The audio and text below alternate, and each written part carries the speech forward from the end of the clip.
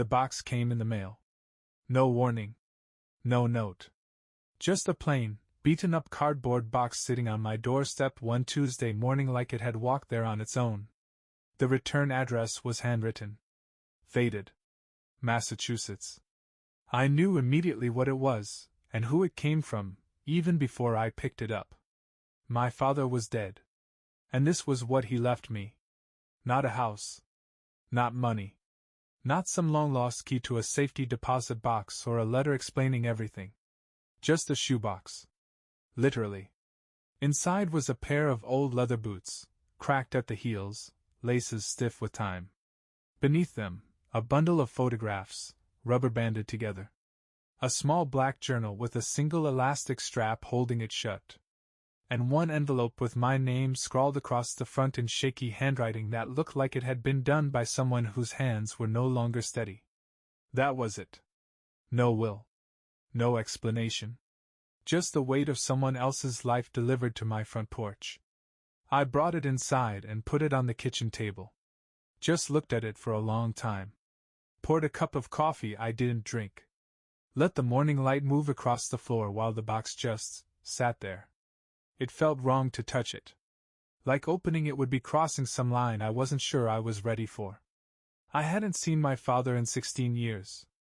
And even when he was around, I couldn't say I ever really knew him. He was a shadow in the corner of every room. A figure who always seemed like he was about to leave, even when he was standing still. Some men grow into their role as a father. Others wear it like a coat that never quite fits. He wore it like a loan he never meant to keep. I opened the envelope first. Inside, a single sheet of lined notebook paper. James, if you're reading this, I guess it's all over. There's a lot I won't get to say out loud. So this will have to do. I don't know what you remember about me, and I don't blame you if it's not much. I left. I know that. I'm not going to give you a list of reasons. I think you'll find them anyway. The journal was supposed to be for me. I ended up writing it for you. Start there. If you want. If not, that's okay too. Either way, I hope you're doing better than I did. Dad.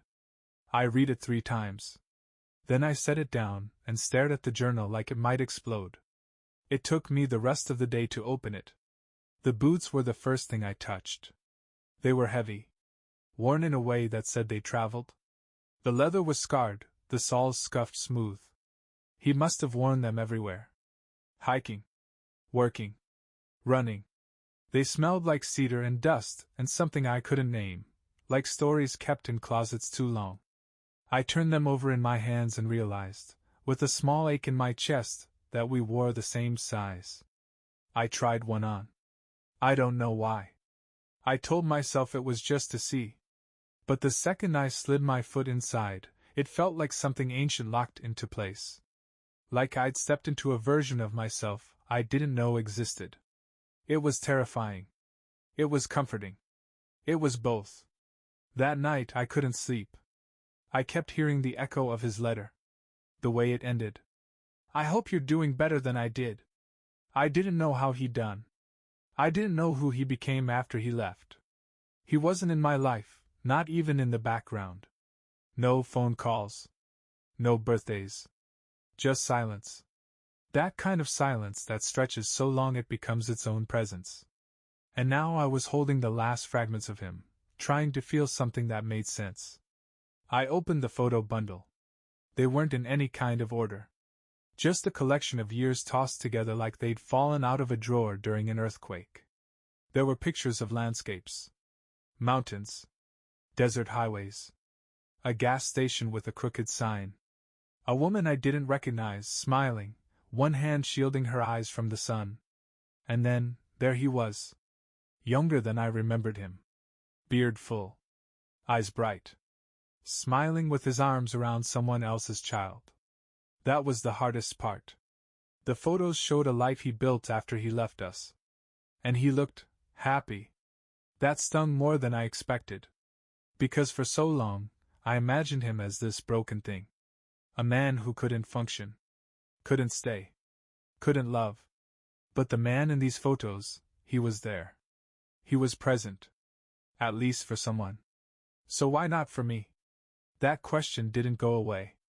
Not when I closed the box. Not when I finally turned out the light. Not even the next morning when I finally opened the journal. The first page was dated March 2009. March 5th. Somewhere near Taos, New Mexico. This morning I saw a kid on the side of the road, playing with a stick like it was a sword.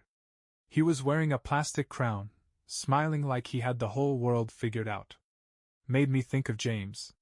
He would have been, what, 11? 12? I don't know. That hurts more than I thought it would, to not know. I stopped reading. Closed the journal.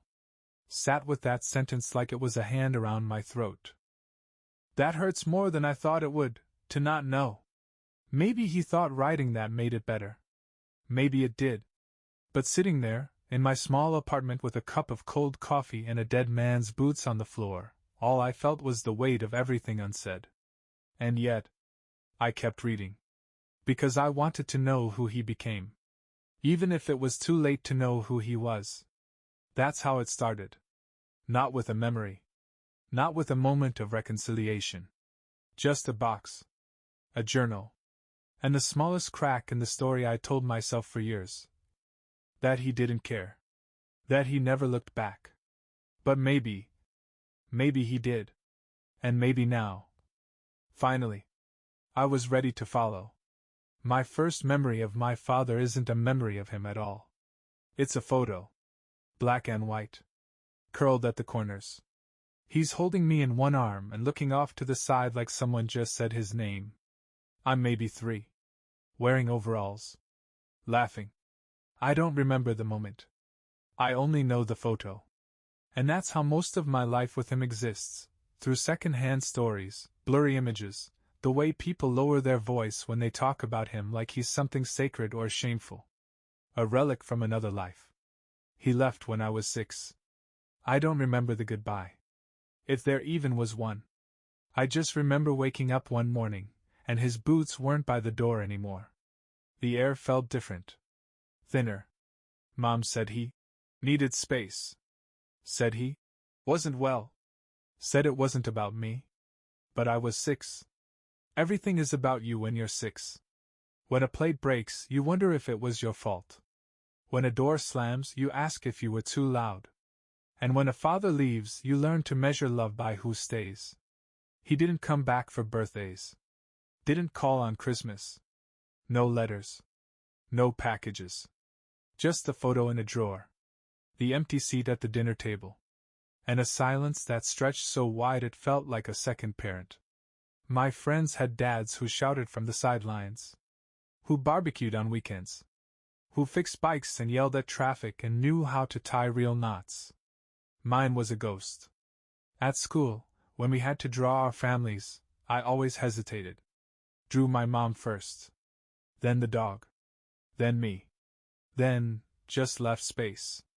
Like something was supposed to go there but never arrived. One year, I drew him anyway. Stick figure. Tall. With a baseball cap. My teacher said, "That's nice. What does your dad do?" I said, "He's away." She nodded like she understood. But she didn't. No one did. The absence wasn't loud. It wasn't dramatic. It didn't make headlines or spark interventions. It was quiet. Like a slow leak in a house you don't know how to fix. Every now and then, someone would ask, "What's your dad like?" And I'd freeze. Because how do you describe a shadow? I'd say, "I don't really know him."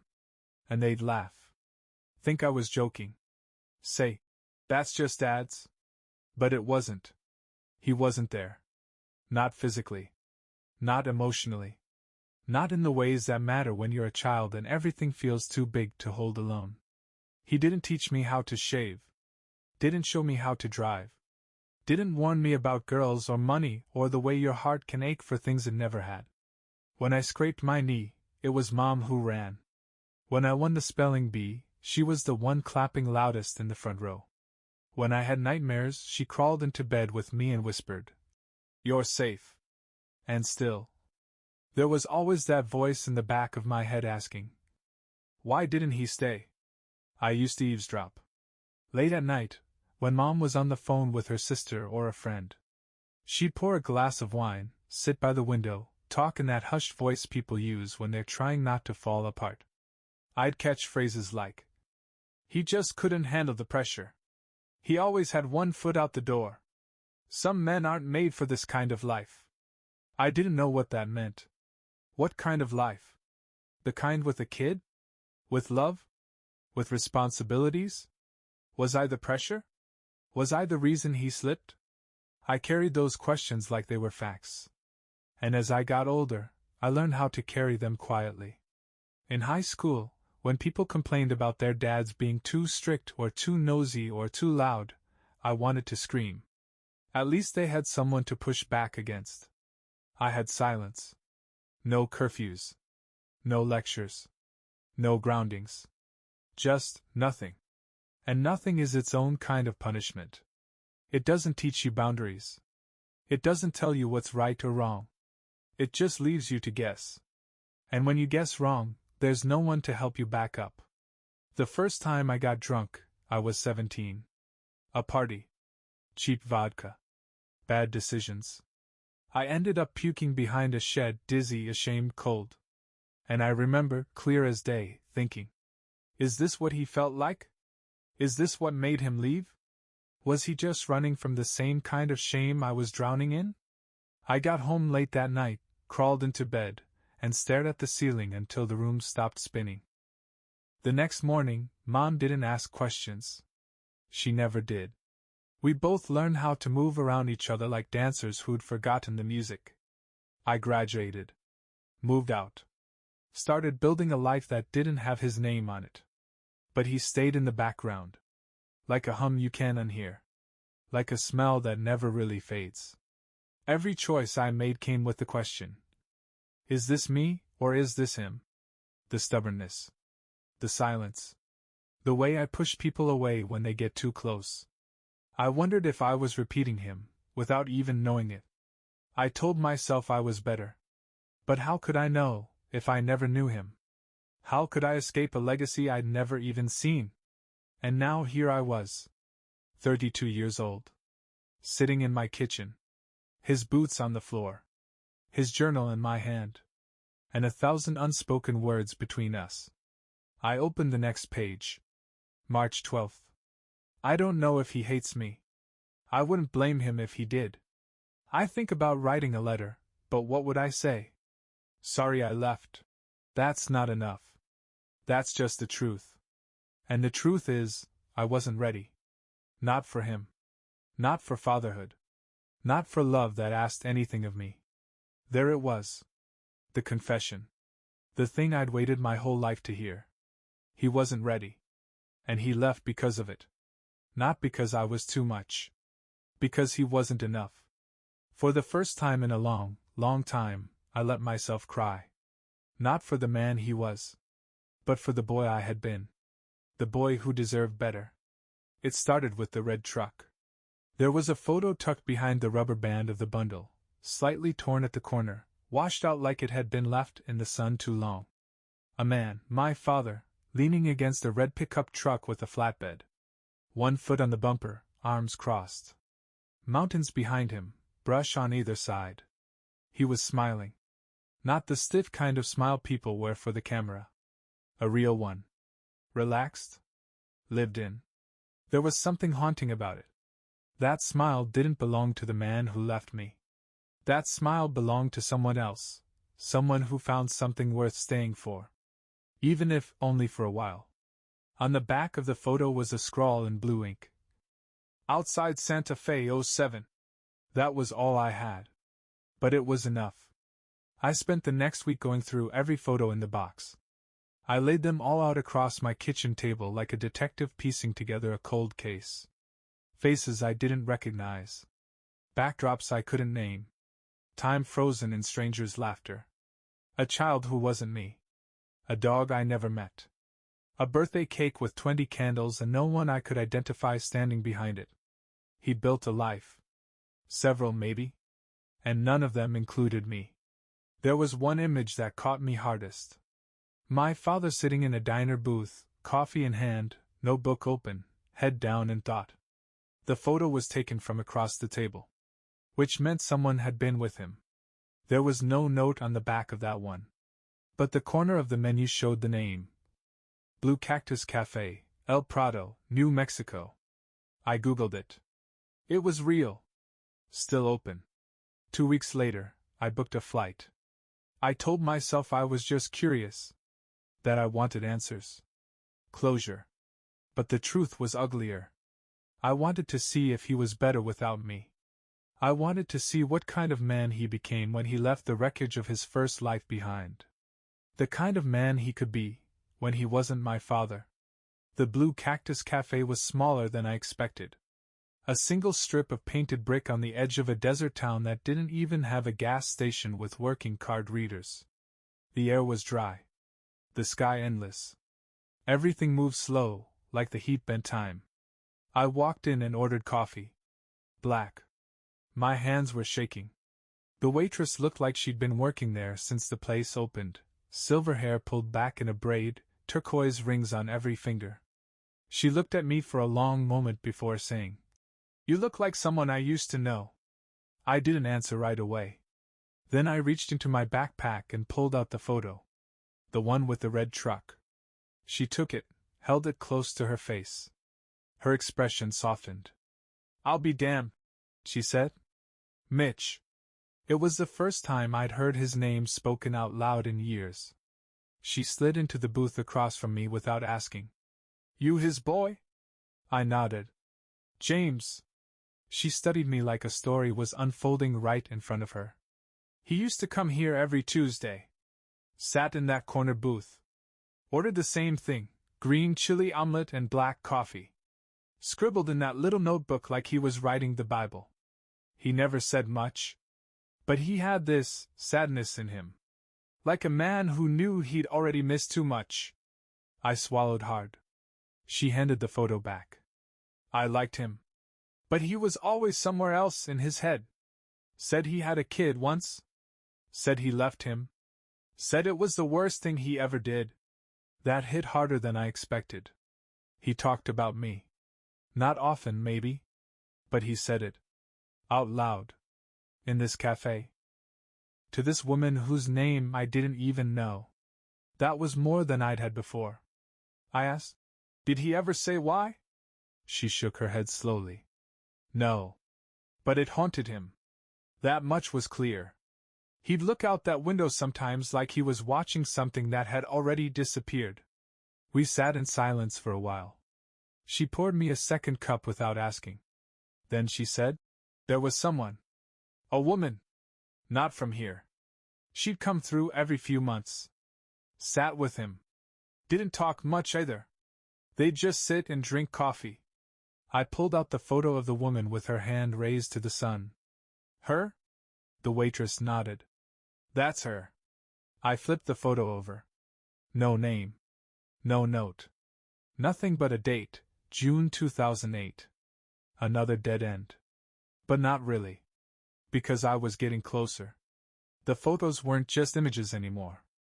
They were clues. Coordinates. Glimpses into a life I never got to live alongside. And suddenly, I needed to know more. Not just where he'd gone. Who he'd become.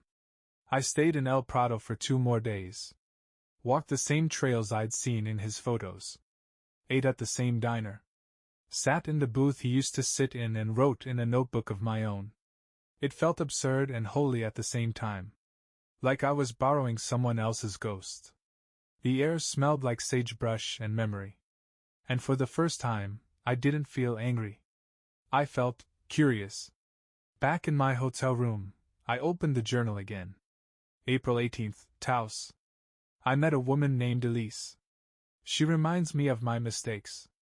Not because she makes me feel bad, but because she sees through the bullshit. That's rare. She asked if I'd ever go back. I said no. She asked if I ever thought about my son. I said I think about him every damn day. She said, then you should write it down. So I did. Beneath that entry was a single line, written like a whisper. Forgiveness is for the living. I closed the journal and looked down at the boots by the door. His boots. I hadn't worn them since that first night. But I slid them on again. Stood up. Took a step. They fit. They weren't comfortable. But they fit. It started with a fold in the back of the journal.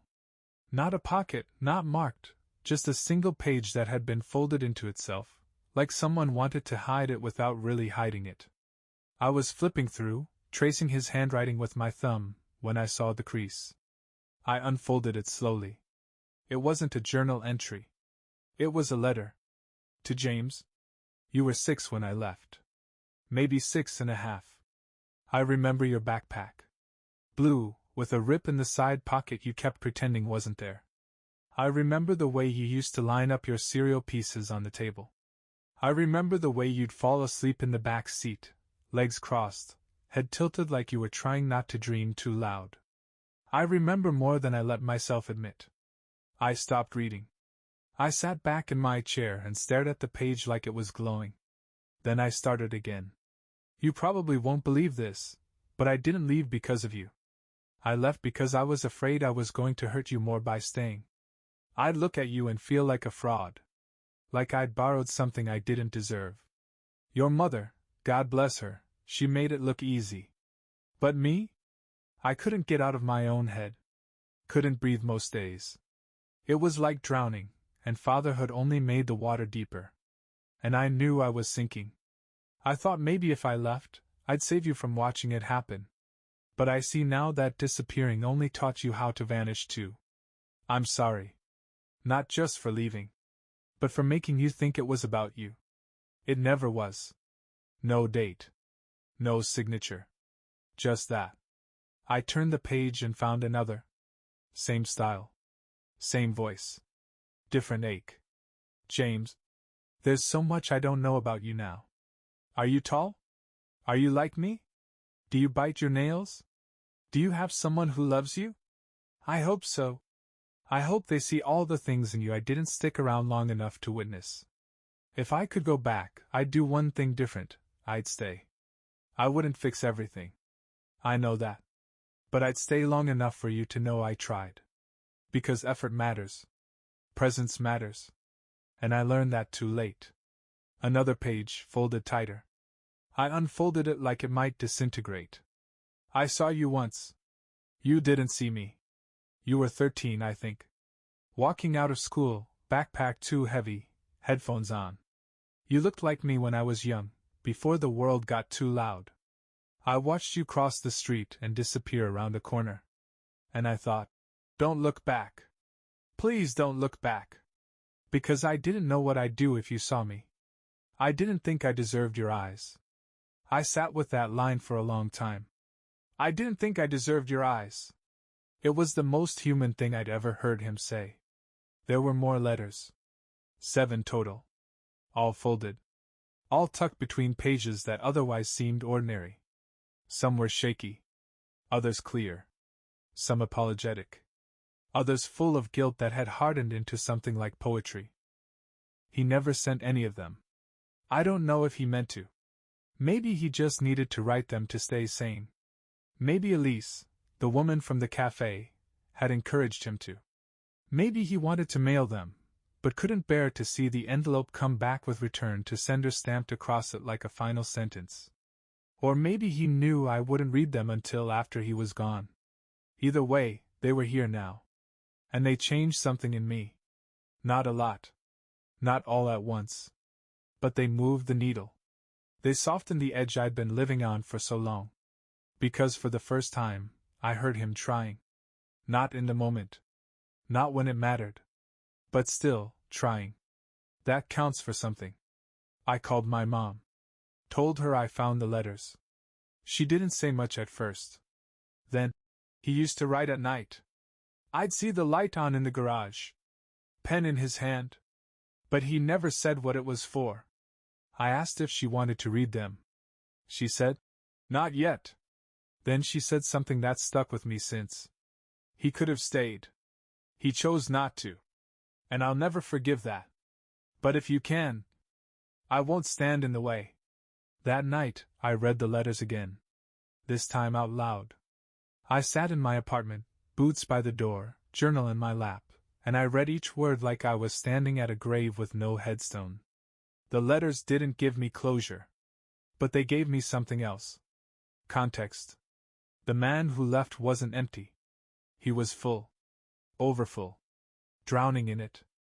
And I was never the reason he ran. I was just the thing he couldn't hold on to while falling. One letter, tucked in the middle of the journal, was different. No greeting. Just, you ever look at a photo of someone and feel like they're staring through time? Like they're asking you, why didn't you fight for me? I see his face in my dreams sometimes. Not angry. Not sad. Just disappointed. And I wake up choking on regret. I hope he never knows what it feels like to be me. That line made my chest cave in. Because I did know what it felt like to be him. To regret. To ache. To wonder what damage I'd already caused by not being enough. And maybe that's what scared me most. That we weren't so different after all. But now I had the letters. Now I had his voice. And maybe that was enough to begin rewriting the ending. Not for him. For me. I started biting my nails again. Not the kind of biting you do out of boredom. The kind you do when something's clawing inside you and your body doesn't know how to scream, so it picks itself apart in silence. I hadn't done it since I was a teenager. But somewhere between reading his letters and walking the trails he once wandered, the habit returned. Unconscious. Automatic. Familiar. The first time I noticed, I was driving. Hands on the wheel. Sunset bleeding across the dashboard. And there it was, my thumbnail between my teeth, chewed raw. Like my body remembered something I didn't. And I thought, was this his too? I started making a list. Not on purpose. Not at first. But as the days passed, the echoes piled up. The way I leave rooms when conversations get too close. The way I drink coffee black and burning, like punishment. The way I deflect compliments like they're bullets. The way I carry silence like armor. The way I disappear without leaving. They weren't things I was taught. They were things I became. And when I traced the lines back, all of them pointed to him. It was like looking in a cracked mirror and seeing both your face and your father's behind it. One night, I pulled out the boots again. Slipped them on. Stood in them for a while. Just stood. And I thought about all the places they'd been. All the miles he walked trying to outrun the version of himself that couldn't stay. All the mornings he woke up not knowing where he'd go next. All the nights he probably drank alone with the lights off and a notebook in his lap, writing letters to a son he thought he didn't deserve. I wore the boots and walked around my apartment. Pacing slow heel first.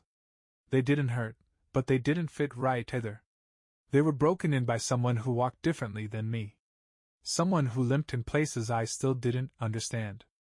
I found another photo. Folded between 2 pages in the journal. A younger version of him, 20-something maybe, leaning against a bridge railing, cigarette in hand, eyes down. Same crooked jaw. Same fro in the brow. Same tired posture I'd seen in the mirror on days I couldn't explain why I was sad. I stared at the photo for a long time. Then I propped it up against my lamp and sat across from it. Like I was waiting for him to speak. And maybe, in a way, he did. Because I started remembering things I hadn't let myself feel in years. The nights I came home drunk just to feel something. The mornings I woke up and stared at the ceiling, too heavy to move. The way I sabotaged every relationship that asked me to be vulnerable. The way I said, I'm fine, even when I wasn't. Especially when I wasn't. I'd always told myself I was different from him. That I'd left the damage behind. But now I wasn't so sure. In one of the last letters he wrote, he said, there are 2 kinds of men, the ones who run, and the ones who learn how to stay. I ran. I pray you're the other kind. I wasn't. Not completely. I ran too. Just in different ways. I ran by hiding inside my work. I ran by never letting anyone stay long enough to see me crack. I ran by building a life out of routines instead of relationships. I didn't run from a family. I ran from myself. And suddenly, I didn't feel so different from him. Suddenly, the anger I'd carried for years started to feel like grief wearing a mask. Because what scared me more than becoming him was realizing I already had. That night, I sat on my balcony. City noise below. A beer sweating in my hand. The boots beside me like sleeping dogs. I thought about calling someone. My mom. An old friend. Anyone. Just to say, "Hey, I'm not okay tonight." But I didn't. I just sat there. Holding everything he didn't say, and everything I never knew how to. Sometimes I wonder if this is how cycles begin. Not with decisions, but with defaults. With the things we inherit without question. The things we wear like skin. The fears we don't even know aren't ours. I was afraid of needing people too much. Afraid of being left. Afraid of being seen. Afraid of failing quietly, the way he did. And in all that fear, I'd become a man who lived halfway inside his own life. But now I had a choice. Not a clean one. Not a big cinematic moment. Just a quiet chance to step off the path. To take off the boots. To speak when it's easier to stay quiet. To stay when it's easier to leave. To forgive, not just him, but me too. Because I had been carrying more than his story. I'd been carrying his shape. His shadow. His silence. And I was tired. The next morning, I packed the boots back in the box. Not out of resentment. Out of respect. Because they belonged to him. And I was done walking in shoes that weren't mine. I waited until fall to ask her. I don't know why. Maybe I needed the leaves to change before I could. Maybe I was hoping that time, like seasons, could soften things if I waited long enough. But time doesn't heal everything. Sometimes it just makes the silence deeper. So I drove home. Back to the house I grew up in. Smaller than I remembered. The driveway cracked. The porch steps still groaning beneath your feet like they've got secrets of their own. She was in the kitchen when I walked in. Same faded apron. Same smell of onions and garlic and warmth. She smiled when she saw me. "You're early," she said. "Dinner's not ready." "I didn't come for dinner." She paused. Wiped her hands on a towel. Tilted her head in that way she always did when she knew something was coming. "I want to talk about him." And just like that, the air shifted. We sat at the table. 2 cups of tea between us. No photos. No journal. No boots. Just her version of the man I'd been chasing. She looked older than I remembered. Not tired exactly. But worn. Like time had used her more than it was supposed to. She said, "I knew this day would come." I didn't say anything. She took a sip, then began. "He was beautiful when I met him. Not in the traditional way. But something about him. God, he felt things so deeply. He'd talk about the stars like they were secrets. He could make you believe in anything for 5 minutes. That was his magic." I tried to picture it. My father, the man with the cracked boots and quiet regret, talking about constellations. She smiled like she'd gone back there. He was gentle. At first. Careful. We used to sit on the hood of his car and listen to Springsteen with the windows down. He called me red because of my hair. Said I glowed like fire when the sun hit me right. Then her smile faded. But he was also restless. Never settled. Even when he was still, you could feel him pulling away. "When did it change?" I asked. She laughed, but it was hollow. "It didn't. That's the thing. The part of him that left us? It was always there. It just got louder. Lonelier." She looked at me for a long time. "You were 3 the first time he disappeared." I blinked. 3? She nodded. 3 days. No call. No note. Just gone. I found him in a motel off the interstate. Said he needed space. Said being a dad felt like drowning. That word again.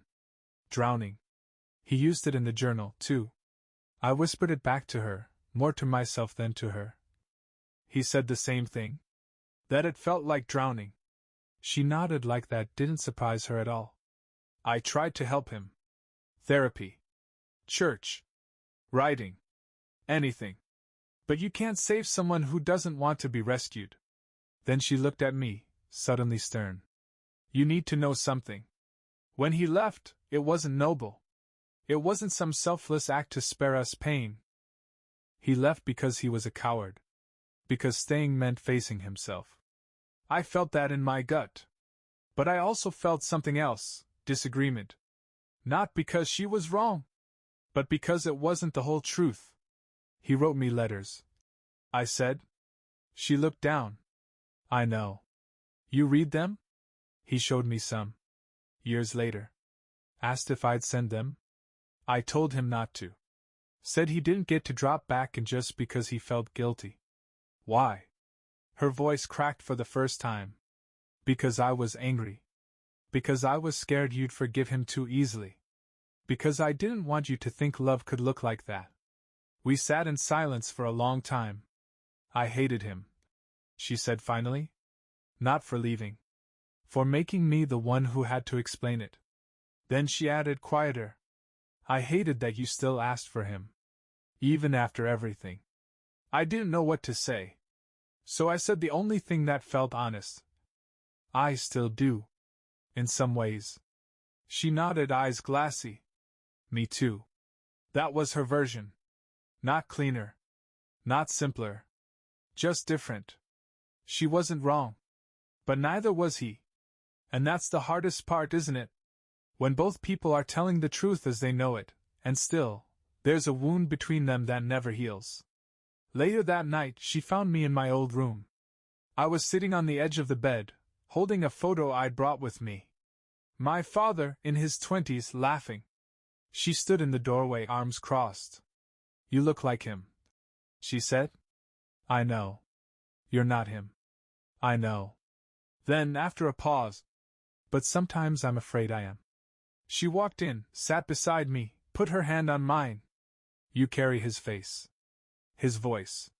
Maybe some of his wounds. But you don't carry his choices. That stuck. You don't carry his choices. It's a strange relief, realizing that your DNA isn't a script. That just because you come from something broken doesn't mean you have to live broken too. The next morning, I hugged her a little longer than usual. She held me like she knew it might be the last time I asked. As I pulled away, she whispered, Tell your version too. Don't let ours be the only ones that get remembered. I didn't know what that meant then. But now, writing this, I do. He wrote about her often. Not by name, at least not at first. But in tone. In the quiet shifts between entries. In the way his words softened around certain dates. There was a woman in his life during those years. One he never introduced, never married, but returned to like a porch light on long drives. I found her name in the May 2011 entry. Elise said I should leave the porch light on, even when I'm not expecting anyone. Says it makes the house feel less lonely. Sometimes I think she's talking about herself. Sometimes I think she's talking about me. Elise. I remembered that name from the Blue Cactus Cafe. The silver-haired waitress who said a woman used to visit with him. Quiet. Observant. Present. And I remembered something else, a postcard. I dug it out of the box that night. It had fallen between 2 pages of the journal, creases deep, stamp faded. On the front, a landscape of pine trees, river stones, and a single wooden cabin by the water. On the back. You'd love it here. Peaceful, finally. Postmarked from Pagosa Springs, Colorado. I drove there. 6 hours through winding canyons and sun-warped hills. The kind of landscape that humbles you. The kind of silence that makes you realize how loud your mind really is. Pagosa Springs was small, slow-moving. Touristy in some spots, untouched in others. The kind of place people go when they're tired of being seen. I asked about him at a hardware store using the photo from the box, the one with him sitting outside a cabin porch, book in lap, dog at his feet. The man behind the counter squinted. Yeah. Mitch. I remember him. He pointed me to the edge of town. Said there was a woman out by the river, carved spoons for a living. She used to be close with him. If anyone knows, it's her. It was Elise. She lived in a cabin that looked almost identical to the one on the postcard. The same slanted roof. The same red paint flaking off the siding. I knocked once. Heard a dog bark from inside. Then the door creaked open. And there she was. Elise. Late 60s, maybe. Weathered in the way mountain people are, lined face, bright eyes, steady hands. She wore a faded sweatshirt and jeans and a calm I envied instantly. She looked at me like she'd been expecting this for years. You're James. Not a question. I nodded. She didn't smile. She stepped aside and said, "Come in." Her home was full of wood. Smelled like cedar and tea leaves. Spoons lined the walls like artwork, each one carved differently. She motioned for me to sit. "I was wondering when you'd come," she said. "I didn't even know you existed until a few weeks ago." She nodded. Still. I took the journal out of my bag. Opened it to one of the entries that mentioned her. Elise makes silence feel like music. I think that's what love is. Not noise. Just the space someone holds for you, even when you don't know how to ask. I read it aloud. She didn't cry. But her eyes flickered. "He wrote a lot," I said. "He had to," she replied. "He wasn't good at saying it." "What was he to you?" I asked. She didn't answer right away. Then, "A friend. A partner. Sometimes a ghost." I let that sit. Then she added, "He loved you." I shook my head. "Not enough to stay." "No," she agreed. "Not enough to stay. But that doesn't mean he didn't love you." I didn't know how to respond. So she told me a story. The first time he came to Pagosa, he was passing through. Stayed at a motel for 2 nights. Came into her shop looking for a screwdriver to fix his tailgate. He didn't know what kind he needed, so she offered to help. He came back the next day. Said thanks. Brought her coffee. Then disappeared for 6 months. Then he came back again. And kept coming back. She said, "He never unpacked all the way. But he tried. That counts for something." "He wrote me letters," I said. "Never sent them." "He showed me some," she replied. "He asked if they were worth sending." I told him that wasn't my call. "Why didn't he send them?" "Shame," she said simply. "He didn't think he deserved to be forgiven." "He didn't," I said. She nodded. "Maybe not. But sometimes we need grace more than we need justice." That stuck with me. Grace more than justice. I didn't know if I had it in me. But I wanted to. Before I left, she handed me a small wooden box. "He left this here. Told me to give it to you if you ever came." Inside were more photos. And a note. Not a letter. Just a sentence. "You'll know what parts to keep. And what to leave behind." I looked at Elise. "Did he ever say goodbye?" She smiled faint. "No. But I think he was always trying to." I drove back in silence. The journal beside me. The box of photos in the passenger seat. And in my chest something shifting. He was a man who couldn't stay. But he found someone who stayed anyway. And maybe that's what saved the last part of him. Not redemption. But being seen. That was the first goodbye. Not to a man. But to the version of him I'd held on to for so long. The villain. The coward. The wound. And in its place, something Messier. Something human. Not a clean goodbye. But a necessary one. The night I got back from Pagosa Springs, I couldn't sleep. I lay on the couch with the lights off, the box of photos on my chest, the journal on the floor beside me. My apartment hummed with quiet, refrigerator, distant traffic, the occasional creak in the ceiling like the building was exhaling. My head wouldn't shut up. Not about him. About me. Because for weeks, I'd been staring at his life like a map I was trying to read in reverse. But now I had to look at my own. Not the version I told people about. Not the "I'm fine" version I rehearsed over coffee or at work or on dates. The real one.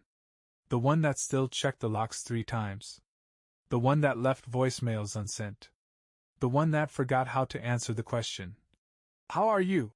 without lying just enough to be left alone. I turned over and stared at the ceiling. The question burned. Am I just him later? I thought about all the ways I'd become like him without noticing. The way I shut down during conflict. The way I craved solitude like oxygen. The way I believed I had to earn love, even after someone already gave it. The way I disappeared when I didn't know how to explain what I was feeling. And maybe the worst. The way I never let anyone get close enough to see me bleed. I had always sworn I wouldn't be like him. But now I wasn't so sure I hadn't already started. Not with a suitcase by the door. But with emotional exits. With habits. With silence. With the need to control my world so tightly that nothing could get inside, even the good stuff. That's how it starts, isn't it? Not with abandonment. But with withdrawal. I called someone I hadn't spoken to in months. Her name was Sarah. We dated for 2 years. She left when I couldn't open up. When I said things like, "It's not you," and "I just need space," and "I don't know how to talk about this." She answered on the 3rd ring. "James?" "Yeah." "Hey." "Wow." "Hi." I took a breath. "Can I ask you something?" "Sure." "Did you leave because I reminded you of someone?" There was a pause. Then she said, "You reminded me of someone who wanted to love me, but didn't know how." She wasn't cruel about it. She was just right. And for the first time, I didn't defend myself. Didn't explain it away. Didn't say, "I was trying." Because trying doesn't mean anything if it never reaches the other person. After I hung up, I stood in front of the mirror. Stared. My father's jaw. My father's hands. My father's haunted eyes. And I whispered, "I don't want to be you." Not in hatred. In mourning. Because part of me already was. And that part had to die for me to live differently. I started writing again. Not in the journal. Not for him.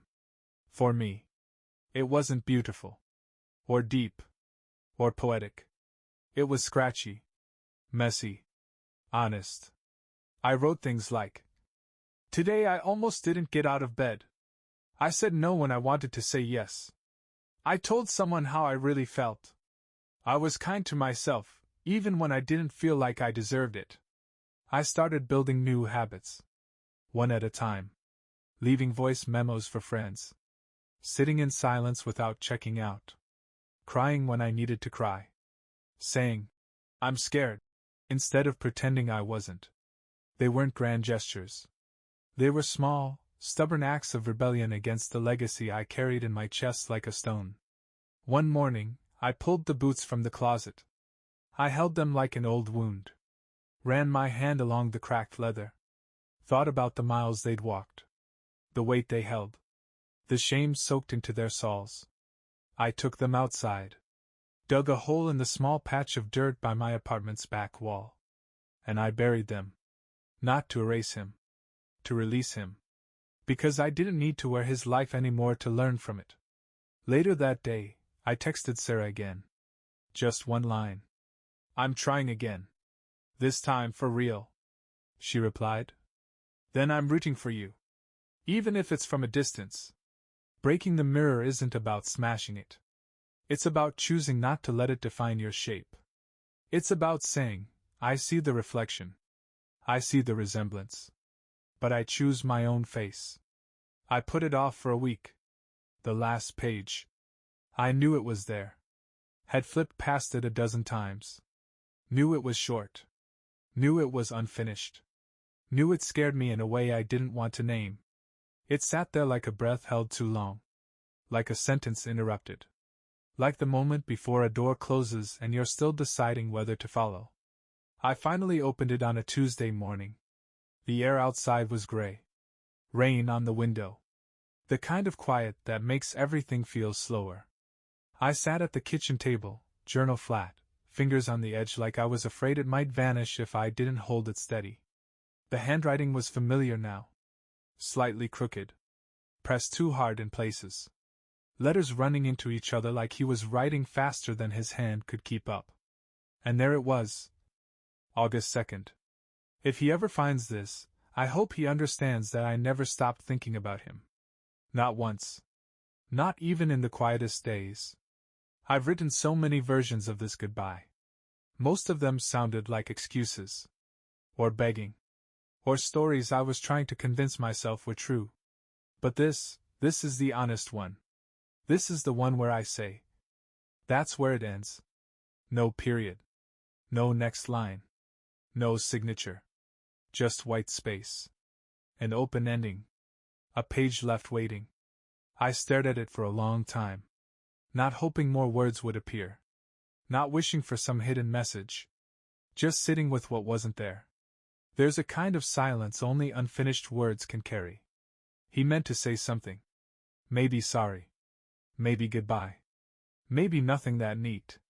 Maybe he was just trying to say, I loved you. And maybe it scared him too much to write it down. I thought I'd feel cheated. Thought I'd be angry. But I wasn't.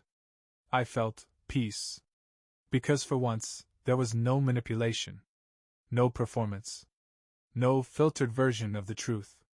Just a man, pen in hand, heart cracked open, trying. And even though the sentence never finished, I understood. I think the last entry wasn't for me. It was with me. An unfinished handoff. A bridge he couldn't quite cross. A sentence he left for me to complete. I took a pen from my drawer. Held it over the page. And I wrote.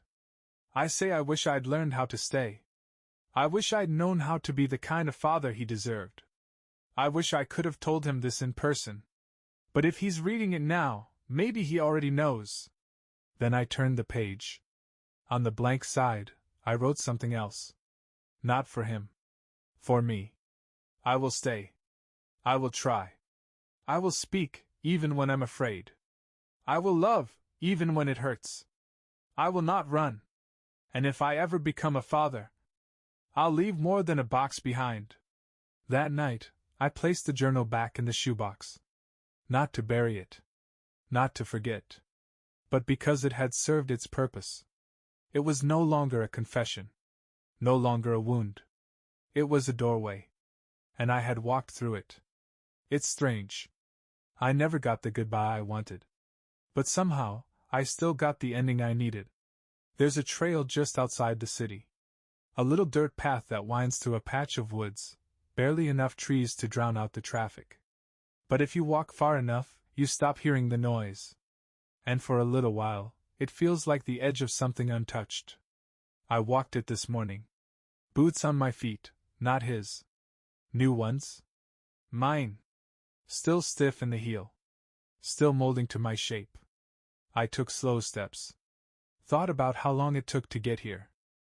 How many years I spent circling the same ache. How many times I opened that journal looking for an answer when what I really needed was a mirror. And now I was here. Different. Still healing. Still learning. But no longer lost. I sat on a bench halfway through the trail. Watched two kids throw stones into a creek. Heard them laughing. Heard a voice call out. Not too far, stay where I can see you. Their dad. He wasn't loud. He wasn't perfect. But he was there. And that mattered. That still matters. Sometimes I imagine having a son of my own. Sometimes I imagine what I'd say when he asks about my dad.